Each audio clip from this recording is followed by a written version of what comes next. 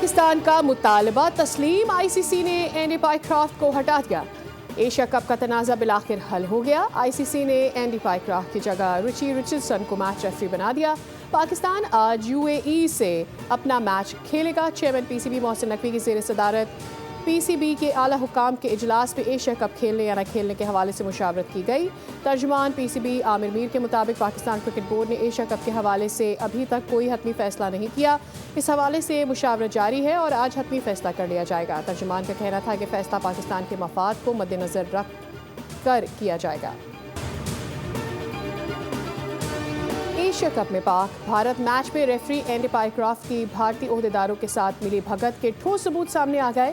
ACC کی internal تحقیقات مکمل ہونے پر انکشاف ہوا کہ میچ ریفری نے ضابطہ اخلاق کی خلاف ورزی کرتے ہوئے بھارتی وینیو مینیجر کے کہنے پر پاکستانی کھلاڑی سلمان علی آغا کو جان بوجھ کر روکا۔ بتایا گیا ہے کہ ریفری نے سوریا کمار یادو کو جرمانے سے بچانے کے لیے کارروائی سے گریز کیا، حتیٰ کہ ٹاس کے وقت سلمان علی آغا کو مائک میوٹ کرنے اور بھارتی کھلاڑی سے ہاتھ نہ ملانے کا کہا گیا۔ ICC قواعد کے تحت ریفری براہ راست کھلاڑیوں کو ہدایات دینے کا مجاز نہیں۔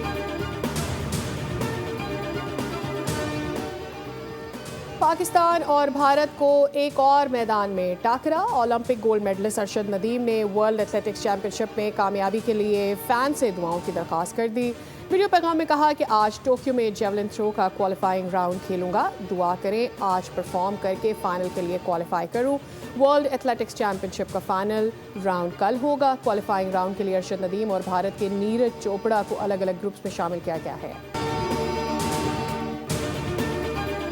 سیلاب کے نقصان کا مکمل تخمینہ لگنے کے بعد بحالی کے کاموں کی حکمت عملی بنائی جائے گی تاکہ عوام کو کم وقت میں بھرپور ریلیف دیا جا سکے۔ وزیر اعظم شہباز شریف کی زیر صدارت بارشوں اور سیلاب کے پیش نظر جائزہ اجلاس۔ شہباز شریف بولے تمام صوبوں اور متعلقہ ادارے ملک میں سیلابی صورتحال اور حالیہ بارشوں کے پیش نظر نقصانات کا تخمینہ لگائیں تاکہ بحالی کے لیے واضح اور مؤثر لاہ عمل اختیار کیا جا سکے۔ وفاقی اور بین الصوبائی ادارے نقصانات کے تخمینے میں ایک دوسرے سے بھرپور تعاون کریں۔